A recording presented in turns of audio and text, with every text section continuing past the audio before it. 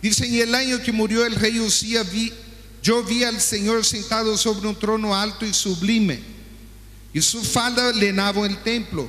Por encima de él había un serafín, cada uno tenía 6 alas, con 2 cubrían su rostro, con 2 cubrían su pie y con 2 volaban. Aquí nosotros vemos en esa parte, Isaías comenta que él vio la gloria de Dios. Entonces repita conmigo: vio la gloria de Dios. Amén. El versículo 5, él dice: ay de mí que soy muerto, porque siendo hombre inmundo de labio y habitando en medio de pueblo que tiene labios inmundos, han visto mis ojos al rey, Jehová de los ejércitos. Entonces él tuvo la visión de la gloria de Dios. El punto número 2, él se arrepiente, él reconoce que es pecador, y él inclusive tiene miedo de morir, porque él, siendo pecador, ve a Dios en su visión. Versículo 6 dice que voló hacia él un serafín, un ángel, teniendo en su mano un carbón encendido tomado del altar con una tenaza, y tocó con él sobre mi boca y dijo: he aquí que esto tocó tu labio, y es quitada tu culpa y limpio tu pecado. Nosotros vemos, primer punto, cuál era: él vio la gloria de Dios. Segundo punto, él se arrepiente. Tercer punto, debido al arrepentimiento, viene el ángel y le pone la brasa en su boca y le ha perdonado sus pecados. Pero aquí la cosa no termina acá. Nosotros vemos el versículo 8, que el Señor, después que él vio la gloria de Dios, después que él se arrepintió de su pecado y después que sus pecados fueron perdonados, dice que el Señor lo mira y dice así: ¿a quién enviaré? ¿Y quién irá por nosotros? Entonces respondí yo: heme aquí, envíame a mí. Entonces nosotros podemos ver, y aquí hay una realidad, de que muchos cristianos llegan al tercer paso, ven la gloria de Dios. A veces no la vemos como él. Yo nunca vi una visión como él, yo nunca vi la gloria de Dios como él, pero yo puedo sentir la presencia de Dios, puedo sentir la paz que él nos trae, y para mí eso es la gloria de Dios. Yo puedo ver Dios moviendo, Dios haciendo cosas, Dios haciendo milagros, vida siendo ganada para el Señor. Para mí esa es la gloria de Dios. Puedo ver en los centros de rehabilitación o personas convertidas que cambian de su vida mundana, de borracho, de drogadicción, a una vida santa en la presencia de Dios. Para mí eso es ver la gloria de Dios.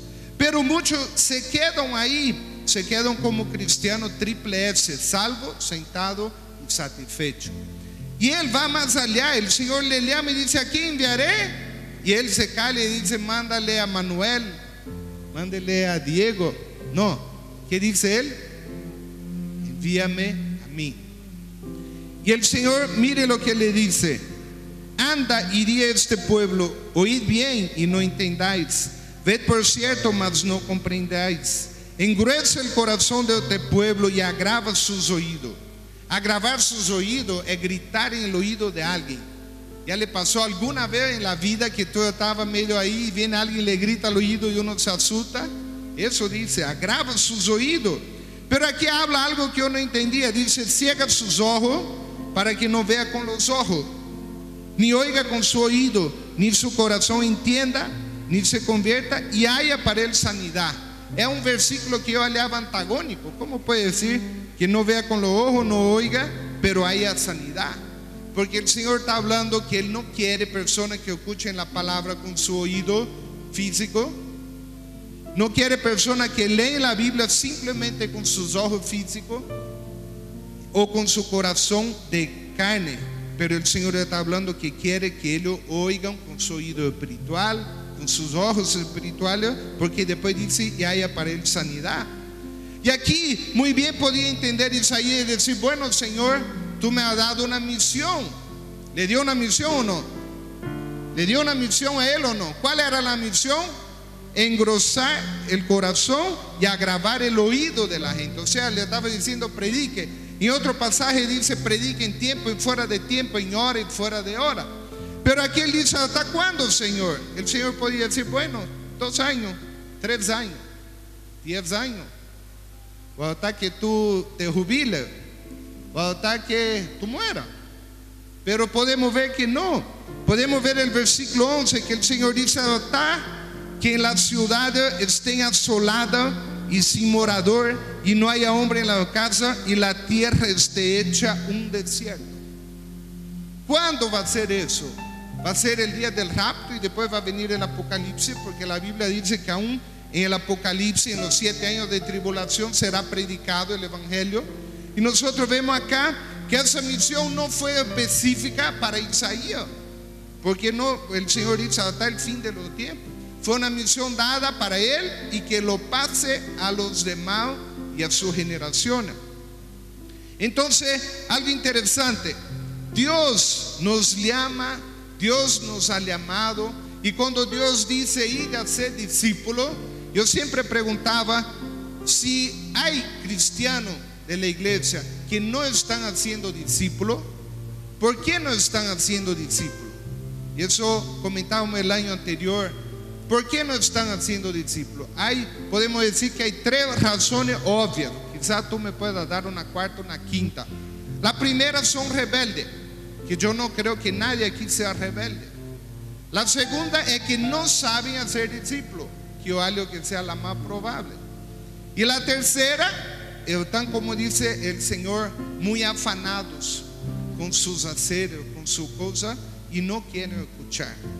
Es interesante que el tema de escuchar lo que Dios quiere para nosotros, muchas veces yo le digo a mi hijo: no haga eso, no haga, y pasa los 5 minutos y lo vuelve a hacer. Y yo digo: ya te dije que no haga. Perdón papi, pasa unos 5 o 10 minutos, lo vuelve a hacer. Entonces yo tengo que llegar con un cinturón muchas veces y decir: te dije que no haga, papi, perdón. Yo digo: te voy a perdonar, pero igual tengo que darte una guasca, porque usted no obedeció. No papi, eso no es perdonarme, dice. Casi abogado, ¿no? Eso no es perdonar es no. Entonces muchas veces nosotros estamos ahí, hablamos. ¿Escuchó o no escuchó? Escuchó, pero pasan algunos minutos, se olvida, porque es más interesante estar hurgando la cosa. Y muchas veces nosotros somos así. Nosotros sabemos la misión que Dios nos dio. Nosotros sabemos lo que Jesús quiere que hagamos, pero pasa día o día después, se nos fue, se nos olvidó. Y Dios no quiere que sea así. Nosotros podemos ver en los fundamentos doctrinales, como en la proyección hacia el mundo, las misiones se desarrollan en forma plena en el Nuevo Testamento. Jesús impulsa las misiones. Primeramente, nosotros podemos ver que Jesús era un misionero. ¿Por qué era un misionero? ¿Qué es un misionero? Tiene que tener una misión. Aquí hay, todas las madres son misioneras. Tienen la misión de cuidar a sus hijos. Los que cocinan son misioneros.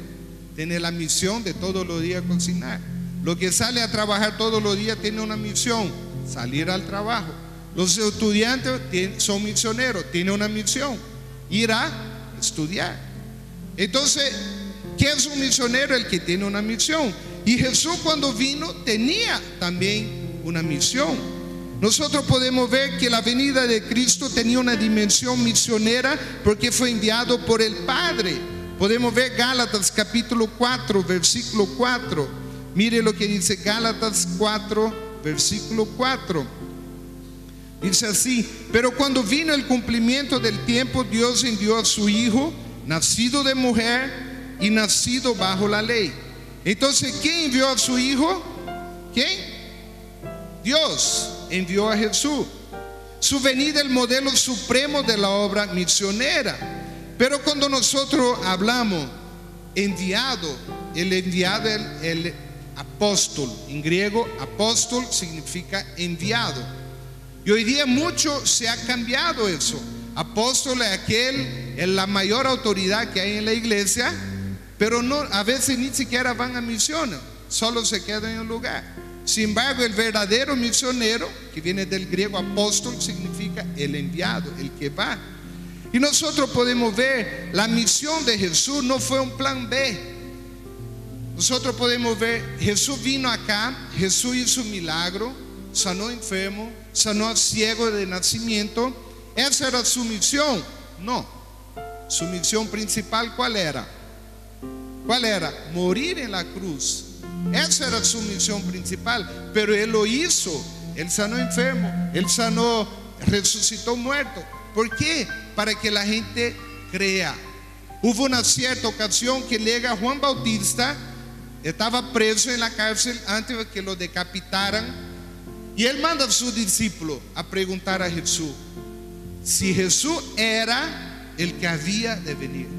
Y es increíble que Juan Bautista, cuando bautizó a Jesús, Dios le dijo: sobre el cual tú veas el Espíritu descender en forma de paloma, este es el Cordero de Dios que quita el pecado del mundo. El bautizo de Jesús, él vio la gloria de Dios bajándose sobre Jesús, pero llegó ese momento, él dudó. Entonces él manda su discípulo a Jesús, y dice la palabra que en aquel mismo momento Jesús sanó a los enfermos, hizo muchos milagros, lo miró a los discípulos de Juan y dijo: bueno, vayan y diga lo que han visto. Entonces en el mismo momento, dice la palabra, Jesús hizo muchos milagros ahí para que creyeron. Pero miren 1 de Pedro capítulo 1 versículo 18. Nosotros muchas veces, yo pensaba cuando era recién convertido, cuando era joven en la fe, yo pensaba que bueno, Dios hizo el hombre, Adán y Eva. Se han preguntado si Dios sabía que iban a pecar, ¿por qué lo puso en la tierra? ¿Cuántos se preguntaron eso alguna vez? Lo que han preguntado, levanten su mano. ¿Ustedes se preguntó alguna vez si Dios sabía que Adán y Eva iban a pecar, por qué lo puso en la tierra? Entonces yo pensaba, bueno, Dios hizo a Adán y Eva, de repente pecaron y Dios dijo: bueno, mi plan original falló y vamos a hacer un plan B, o sacar la carta bajo el as bajo la manga, como dice, ¿no? Sacar el as, el plan B. No, en 1 de Pedro dice así, capítulo 1 versículo 18: sabiendo que fuiste rescatado de vuestra vana manera de vivir, la cual recibiste de vuestro Padre, no con cosa corruptible como oro o plata, sino con la sangre preciosa de Cristo, como de un cordero sin mancha y sin contaminación, preparado por Dios el día que Él vino. Ahí dice eso. ¿Qué dice? El versículo 20. Preparado, ¿qué dice ahí? Destinado desde antes de la fundación del mundo, pero manifestado en los postreros tiempos, por amor de quién? De ti y de mí. Entonces no fue un plan B. El plan de Dios de que Jesús viniera a morir por ti y por mí no fue preparado después que Adán y Eva pecó. Fue preparado antes de la fundación del mundo. Entonces imagínense, Jesús, de repente Dios dice: mire, voy a crear la tierra, las estrellas, el sol, voy a poner a Adán y Eva, van a pecar, pero tú vas a tener que ir un día a morir y sufrir por ellos. Eso fue, Dios sabía todas las cosas. Entonces su venida es un modelo supremo de la obra misionera. Ahí dice: como tú me enviaste al mundo, así yo los he enviado al mundo. El Señor dice que así como Dios nos envió al mundo, Él también nos envía al mundo. Y si tú quieres ver, le dejo de tarea porque no me da tiempo de leer todo, ese capítulo 17 es espectacular. Aquí dice que Jesús ora por su discípulo. Y si tú lo puedes leer con tiempo, y más, le hago un desafío: no lo lea una vez, agarre unos 3 días seguidos y lea una vez un día, otra vez al otro día, y tú vas a entender cosas profundas. ¿Sabía que Jesús dijo que nosotros somos extraterrestres? ¿Sabía? ¿Usted cree en extraterrestre o no? Yo creo, pero somos nosotros. Si hay otros, no lo sé. Aquí Jesús dice así, mire el capítulo 17 versículo 14: yo los he dado tu palabra, y el mundo los aborreció, porque no son del mundo, como tampoco yo soy del mundo. El Señor está hablando, no son del mundo, como yo tampoco soy del mundo. Cuando habla aquí la palabra mundo, nosotros podemos ver, hay un significado que es del mundo, como podemos hablar, la gente del mundo, la gente impía, la gente pecadora. Pero aquí el Señor dice así: no son del mundo, como tampoco yo soy del mundo. Repite el versículo 16. El versículo 15 dice: no ruego que los quite del mundo. Está hablando que no los saque de la tierra, del planeta Tierra, pero que lo guarde del mal. ¿Por qué? Porque cuando nosotros hemos venido a la tierra, ¿quién nos puso acá? Dios. Cuando tú fuiste concebido, Dios te puso un espíritu, una alma y un cuerpo, que tú estás aquí hoy día. ¿Para qué sirve el cuerpo? Para tener contacto con la cosa. Si yo no tuviera cuerpo, no podría estar alzando eso. ¿Para qué sirve el alma? Para tener contacto con otra persona. Mi alma es la que hace que yo ame a mi esposa, a mis hijos. ¿Y para qué sirve el espíritu? Para tener contacto con Dios. Y Jesús, cuando vino acá a morir, Él vino para restaurar esa unidad en el espíritu. Nosotros podemos ver acá la misión de Jesús en el mundo.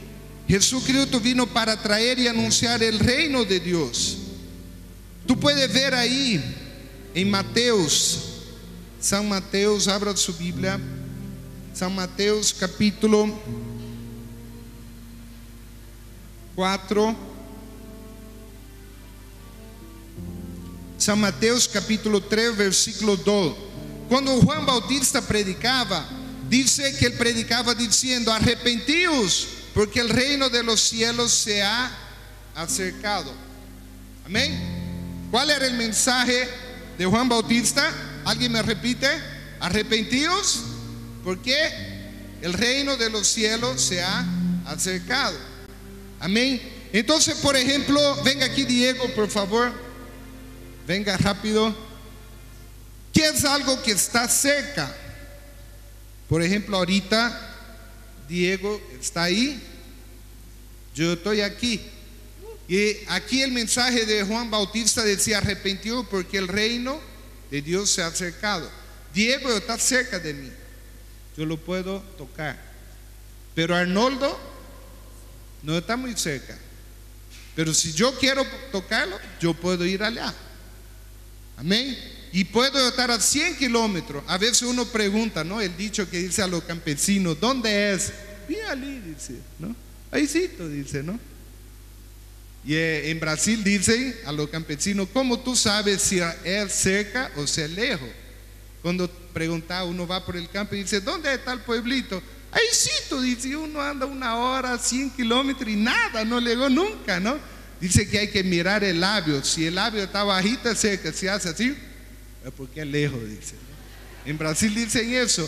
Entonces Jesús predicaba: el reino de los cielos se ha acercado. Ahora yo pensaba que cuando Juan Bautista predicaba eso, se refería a Jesús. Se refería a que Jesús estaba por llegar.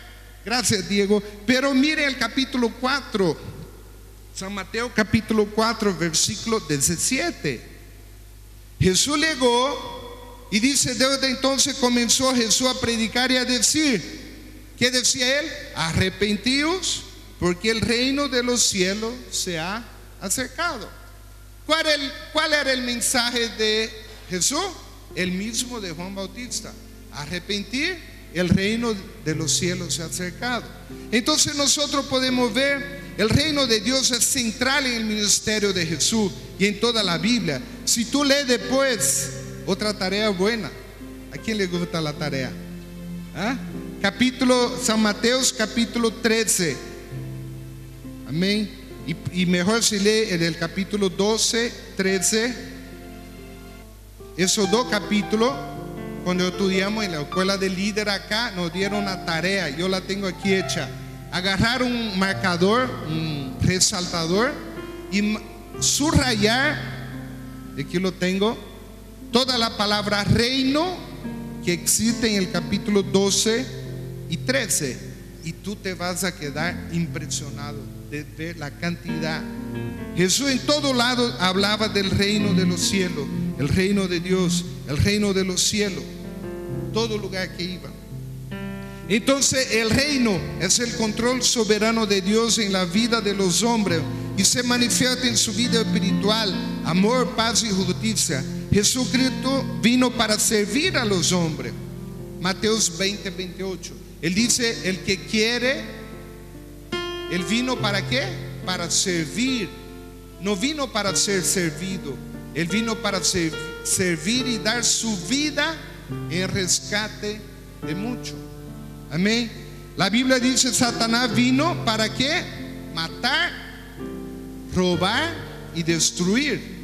1 Juan 3:8 dice, pero Jesús vino para deshacer las obras del enemigo.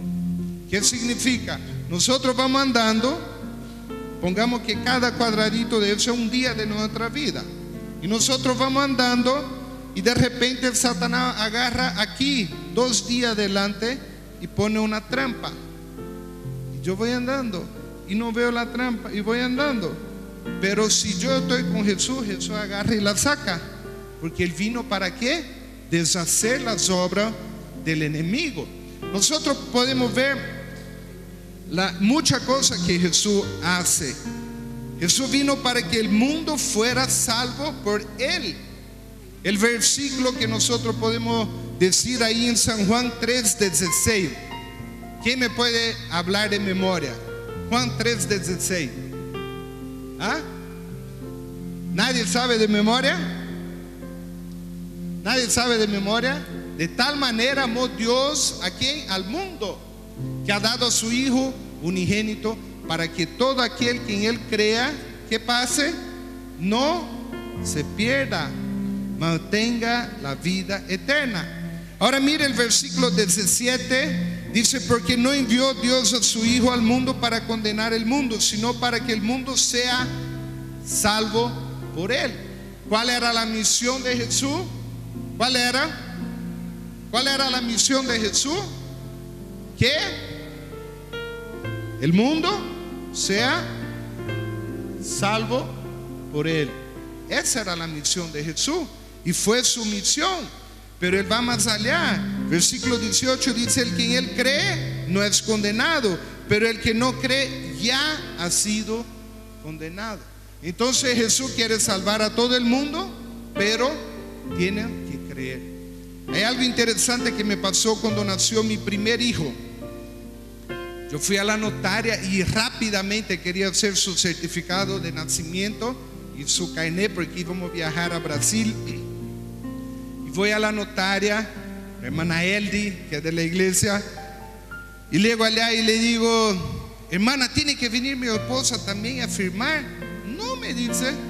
Pero ¿cómo que no? Le dije, es su mamá. ¿Su mamá no va a venir a firmar el certificado de nacimiento? No, me dice. ¿Y por qué solo el padre? Qué mundo machista, le decía. ¿Cómo la madre no va a poner su firma en su certificado de nacimiento? No, me dijo, porque la madre no duda de que sea su hijo. ¿O sí? ¿Cuántas son madres acá? Levanten su mano. ¿Usted duda que su hijo es su hijo? No. ¿Por qué? ¿Cuánto tiempo estuvo en su barriga? 9 meses. El que lo tiene que reconocer es el padre. Si lo reconoce y descubre por ahí que no fue su hijo, ya está. Hoy día hay ADN, ¿no? El padre en la tierra reconoce al hijo, pero en el mundo espiritual, en San Juan, en 1 de Juan dice, a todos aquellos que le reconocieron, le dio, volvé el versículo por favor, a todos aquellos que le reconocieron, le dio el derecho de ser hecho hijo de Dios. Entonces, el mundo físico, natural, el padre reconoce al hijo. El mundo espiritual, Dios quiere que cuantos sean salvos. El versículo 17.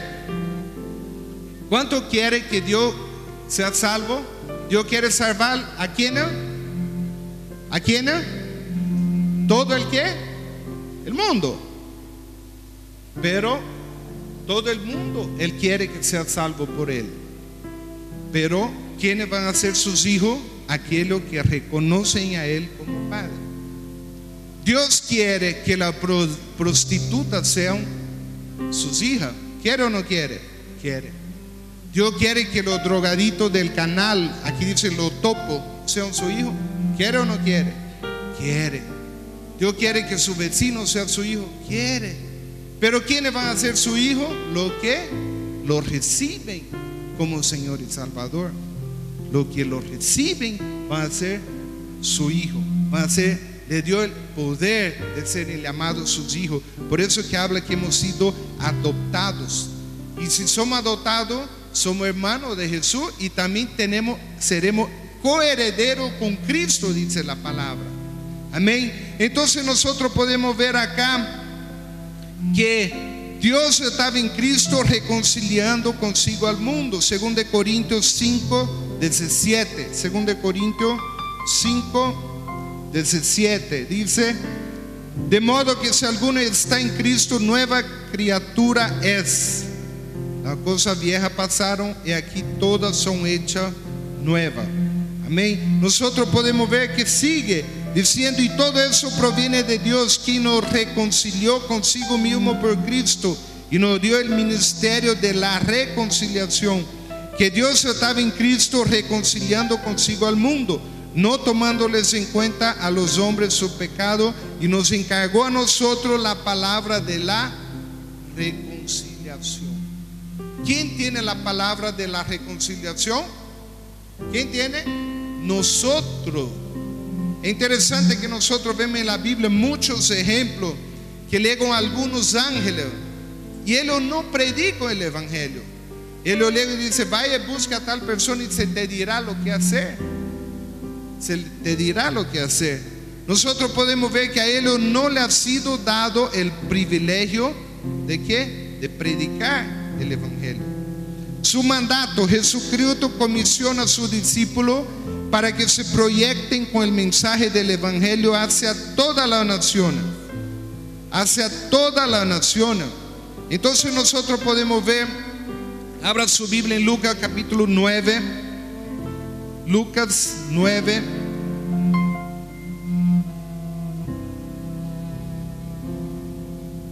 Lucas 9, versículo 1. Recapitulando, ¿qué predicaba Juan Bautista? Arrepentíos, porque el reino de Dios se ha acercado. ¿Qué predicaba Jesús? Arrepentíos, porque el reino de los cielos se ha acercado. Aquí vemos la misión de los 12 discípulos. Dice: habiendo reunido a sus 12 discípulos, les dio poder y autoridad sobre todos los demonios y para sanar enfermedades, y los envió a predicar ¿qué? ¿El qué? ¿Predicar qué? El reino de Dios. ¿Y hacer qué? Sanar a los enfermos.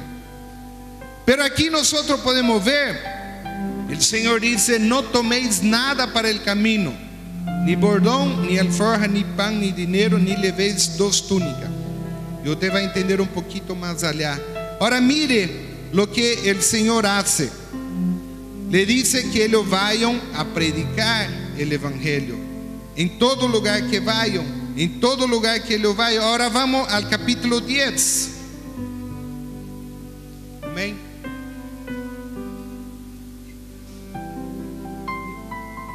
Capítulo 10, Lucas 10, versículo 2, versículo 1. En el capítulo 9 la misión era para ¿cuántas personas? ¿Cuántas? 12. Amén. En el capítulo 10 dice: después de esa cosa designó el Señor también a otros. ¿Cuántos? ¿Cuántos? 70. A quienes envió de 2 en 2 delante de él a toda ciudad y lugar a donde él había de ir. Y dice: la mies a la verdad es mucha, pero los obreros poco. Y aquí el Señor vuelve a decir el versículo 4: no le ve bolsa ni alforja. Y dice: en cualquier casa donde entré, primeramente decir paz a esta casa. Versículo 8 dice: en cualquier ciudad donde entréis y os reciban, comer lo que os pongan delante. Un amigo mío que fue de misionero a India me mostró un pacumuto de ratón. y un pacumuto de loro, así con el pico. Lo invitaron. Le pregunté, ¿comió o no comió? No comí, dice. Bueno, le dije, usted falló con la Biblia. Ahí dice, le mostré el versículo, coman lo que os pongo adelante. Pero mire lo interesante, vamos al versículo 17, Lucas 10, 17. Volvieron los 70 con gozo, diciendo, Señor, aún los demonios se nos sujetan en tu nombre. Y Jesús le dijo, yo veía a Satanás caer del cielo como un rayo. He aquí, yo os doy potestad de hollar serpientes y escorpiones y sobre toda la fuerza del enemigo, que es Satanás, y nada os dañará. Y nada os dañará. Pero mire lo interesante, cuando yo leí eso y tenía como 20 años, yo dije, claro, Jesús vio a Satanás caer del cielo como un rayo allá, cuando hubo la rebelión en los cielos y un tercio de los ángeles cayó a la tierra. Pero aquí yo no soy bueno en gramática, nunca lo fui, ni en portugués ni en español, y eso tiene que perdonarme. Pero aquí dice yo veía. Cuando habla yo veía, él no está hablando yo he visto en pasado o yo lo vi. Yo no sé qué pretérito perfecto o imperfecto que es ese verbo. Yo veía. ¿Quién sabe? ¿Quién es bueno de gramática? Abogado. Hay abogado aquí, tiene que ser bueno de gramática. Bueno, yo no sé qué pretérito es, pero aquí está hablando en un pasado cercano. Y el Señor está diciendo que cuando ellos iban a predicar el evangelio, que el versículo 10, ellos iban haciendo que sanando los enfermos. Cuando había una mujer que por 18 años tenía flujo de sangre y Jesús la sanó, dijo, Satanás la tuvo amarrada por 18 años. Y aquí nosotros vemos algo que el Señor habla, que es la visión que Él quiere para ti y para mí. Él está hablando acá que nosotros vayamos en la misma misión. Usted sabe cuál es el único requisito bíblico para que tú puedas orar por alguien que sea sanado. Primero, tener al Señor, ¿no? Segundo, tener el Espíritu Santo. Pero el más importante dice, al que cree, impondrá la mano sobre los enfermos y sanarán. Claro que muchas veces tú vas a orar por alguien y no vas a sanar porque no es la voluntad de Dios, pero otras veces sí va a orar y van a ser sanados. Nosotros vemos que el Señor dice, yo veía a Satanás caer del cielo como un rayo. ¿Qué significa? Significa que si yo voy aquí y empiezo a predicar en esa región de la ciudad, en una pequeña familia, y ahí empiezo a predicar, la persona empieza a convertirse, la persona empieza a ser sanada, empieza a salir del reino de Satanás, de su garra de Satanás, y llegar al reino de Dios. ¿Qué pasa en esa familia? Por ejemplo, si la familia de él se convirtió, yo veo que siempre su padre está aquí, pero yo sé que tú te convertiste primero y después él. ¿Qué significó? La Biblia dice, tú y tu casa serán salvos. ¿Qué significa? Que la palabra llegó a ella llevó a su familia y Satanás fue destronado de esta familia. Satanás va a ser destronado de su casa, de su familia y de los lugares que nosotros vayamos predicando, porque aquí dice el Señor, cuando ellos iban a predicar, veía, eran 70, fueron de 2 en 2. ¿Cuántos grupos eran? ¿Cuántos grupos de 2? 35. Entonces ellos fueron a 35 lugares y el Señor se quedó ahí.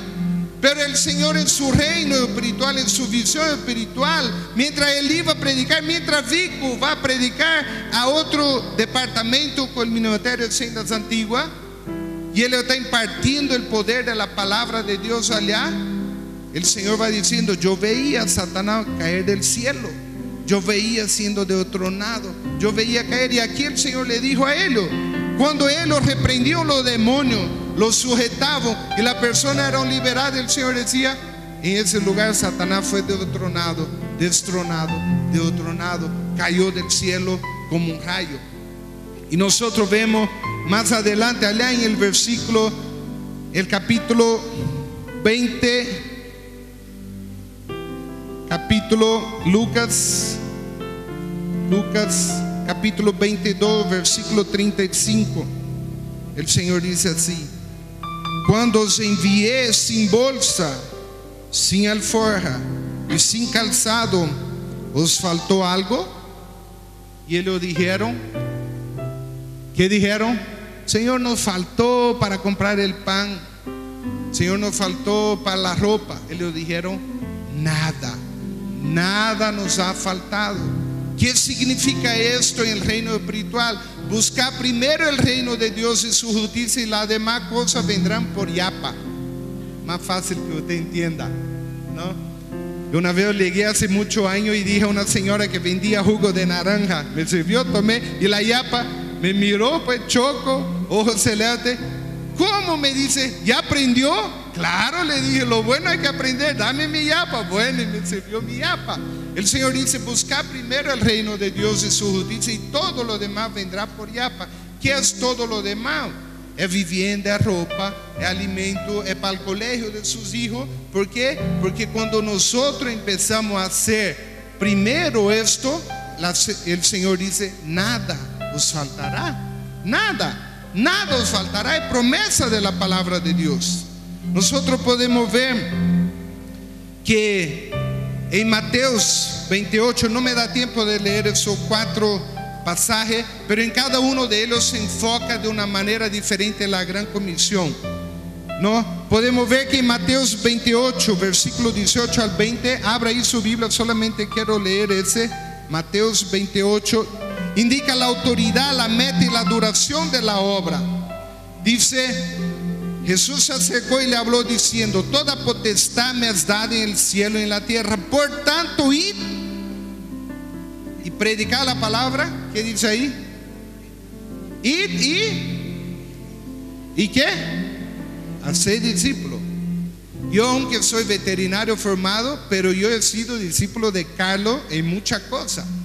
Cuando me llevó al campo, yo he aprendido muchas cosas con él, que a veces lo sabía en la teoría, pero no en la práctica. Y hoy día yo sigo aplicando, y puedo decir, he tenido un buen maestro en el área de ganadería. Algún día me voy a ir con Vico, que también sé que es un buen ganadero, porque quiero aprender más. Pero aplicando el tema de hacer discípulo, que es el enfoque de nuestra iglesia en este año. Venga aquí, Carlos, por favor, ya que ha sido mi maestro, ¿no? Entonces muchas cosas me enseñó, pero una vez mi catedrático llegó y teníamos que aprender cirugía, una cirugía, y él puso un video y dijo: esto es lo que vamos a hacer. Todos miraron. Después él dijo: bueno, nos llamó, nos puso el animal para operar. Carlos me enseñó una técnica mejor para sacar el cuerno, ¿no? Mucho mejor que la que aprendí en la universidad y mucha otra cosa. Pero dice: venga, mire. Después de mirar, él me dijo: ahora te toca. No, mejor usted nomás. No, ahora te toca, usted ya vio. Entonces me pasó el bisturí, la aguja, y me tocó hacer. Entonces el proceso de discipulado, ¿cuál es? Él hace y yo miro. Después él me pone a un lado y dice: ahora tú haces y yo miro. ¿Por qué? Para no pelarle. Y muchas veces decía: no, más acá, no corte mucho, más para acá, aquí, allá, ¿no? Cuando hice un punto muy cerca, se rompió después al suturar. No, tiene que ser más para adentro. Fui bien enseñado. Entonces después él dice, otra vez me dijo: ahora tú puedes ir allá y hacerlo solo. Bueno, puedo. Y fui. Entonces el proceso de hacer discípulo es algo similar. Llega el que tu maestro y dice: yo hago y tú miras. Después dice: ahora tú haces y yo miro para coordinar. Pero ahora tú vas a hacer solo. Amén. Gracias, Carlos. Entonces nosotros podemos ver ahí en Mateos 28, el Señor dice así, no dice id a predicar, dice id a ser discípulo a todas las naciones, bautizando en el nombre del Padre, del Hijo, del Espíritu Santo, y enseñándole que guarden todas las cosas que os he mandado. Y aquí yo estoy con vosotros. ¿Cuánto tiempo? Todos los días, hasta el fin del mundo. ¿Qué significa? Si tú miras arriba del versículo 16 en su Biblia, está escrito en negrita el título de lo que hemos leído. ¿Qué dice ahí? La gran comisión. ¿Por qué dice comisión? ¿Y por qué no dice la gran misión que ustedes tienen? ¿Por qué? Póngame el versículo 20, por favor. ¿Por qué es una comisión? Porque es algo hecho por más de uno. Pero si yo voy solo a un pueblito o a un lugar o a mi casa o a mi familia, no sé, cualquier lugar que yo vaya, aunque yo vaya solo a predicar, ¿quién está con nosotros? Jesús dice, aquí yo estoy con vosotros. Por eso es una gran comisión. El Señor está con nosotros, nosotros vamos y hablamos. Por eso hemos leído que a nosotros nos ha sido dado la palabra de la reconciliación. Y aquí nosotros vemos en cada uno de esos pasajes. Marcos 16 subraya la urgencia, el método y la visión geográfica de la obra. En Lucas indica que el mensaje es universal y que tiene como centro a Cristo. En Juan 20:21 dice que la capacitación y la naturaleza de la obra dependen del Espíritu Santo. Dios impulsa las misiones por medio de la iglesia. Dios ha encomendado a la iglesia la misión de hacer discípulos en todas las naciones en base a la autoridad divina y la muerte de Cristo. El discipulado consiste en evangelizar a la persona y después de su conversión confirmarla a fin de que puedan crecer y servir al Señor. La iglesia de Jesucristo tiene recursos extraordinarios para cumplir con su misión. Posee las escrituras que tienen todo el consejo de Dios revelado, incluyendo el mensaje de la muerte, la resurrección de Cristo. Posee el Espíritu Santo y líderes dotados espiritual y técnicamente. La iglesia de Jesucristo tiene la estrategia adecuada, una estrategia de penetración a la nación.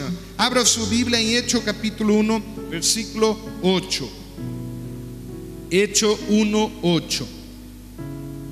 Nosotros podemos ver, dice, y recibiré poder cuando haya tomado un Red Bull, como dice, te da alas. No existía Red Bull. Recibiré poder cuando haya venido sobre vosotros. ¿Quién? El Espíritu Santo. Entonces nosotros podemos ver Jesús cuando vino a la tierra. Él tuvo 3 años de ministerio. Y cuando Jesús llegó a sus discípulos y dijo, yo me voy, yo vuelvo con el Padre, los discípulos decían, no. Y Jesús le decía, es necesario que yo vaya. ¿Para qué? ¿Para que quién venga? Para que el Espíritu Santo venga. Es necesario. Y él dice, yo voy, rogaré al Padre y él enviará el Espíritu Santo sobre nosotros. Y él dice que cuando él venga nosotros recibiríamos poder. ¿Poder para qué? Para ser testigos, dice. Y me seréis testigos en Jerusalén, en Judea, en Samaria y hasta lo último de la tierra. Entonces, para ti, quiero pedir a alguien que esté acá con su padre, que venga acá, la hermana venga con su padre. Amén. Entonces, para nosotros, ¿cuál es nuestra Jerusalén? Su casa. Amén. La hermana conoció al Señor y llevó el evangelio a su casa. Tiene a un pariente que no son convertidos. Entonces tú aún tienes que seguir yendo a predicar en Jerusalén. Después dice en Judea. ¿Quién es tu Judea?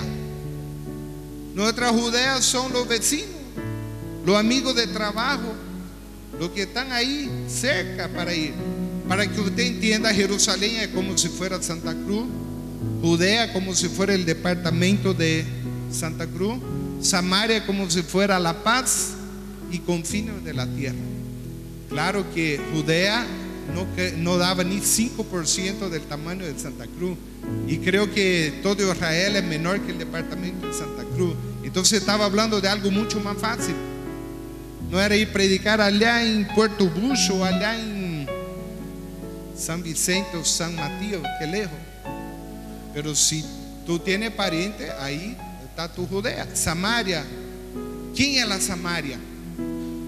Interesante que cuando Jesús llega y va a dar el ejemplo del buen samaritano.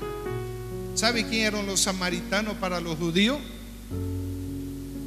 Era como en un país cuando hay, que no debe haber, porque la Biblia dice que todos son iguales ante Dios. Era como decir Camba, Colla. Había rivalidad entre un pueblo y otro. Y Jesús, cuando va a dar el mensaje del prójimo, dice: pasó un sacerdote. El sacerdote tenía la misión de que conectar el pueblo con Dios. Pero él pasó, vio al tipo ahí echado todo sangriento. Él dice: no, mire, estoy apurado, tengo que ir a celebrar el culto. Y el segundo motivo, que la Biblia dice que si el sacerdote tocara a alguien inmundo, él no podía llegar a ministrar durante todo ese día la ceremonia.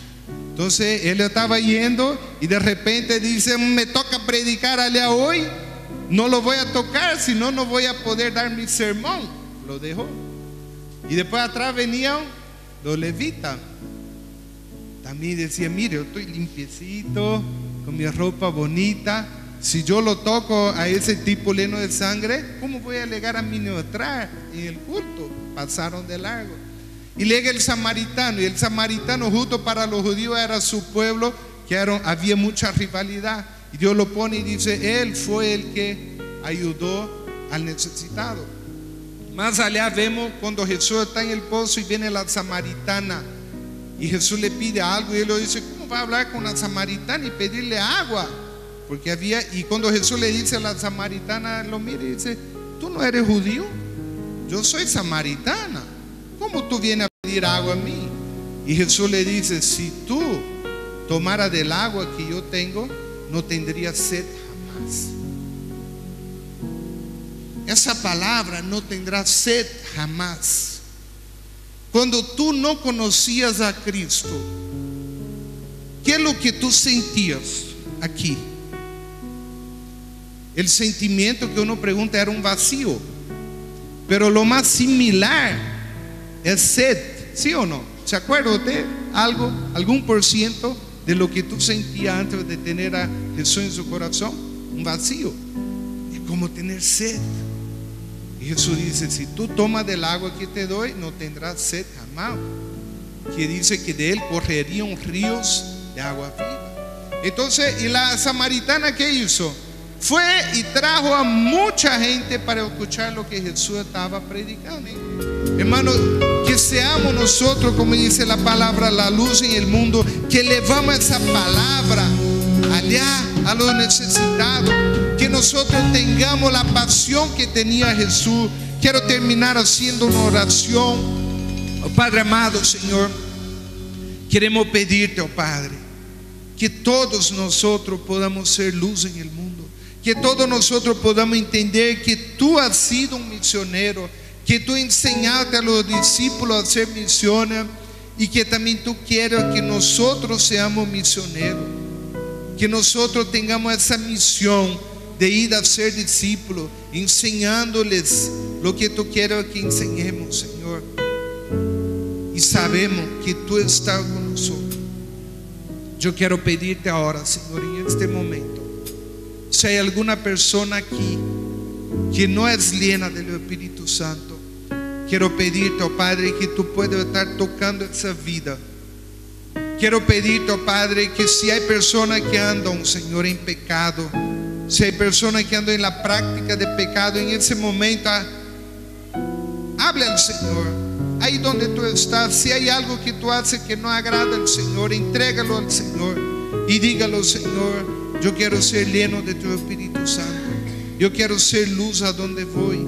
Yo quiero ser ejemplo, Señor. Yo quiero hablar de ti a donde vaya, Señor, en todo lugar que vaya, Señor.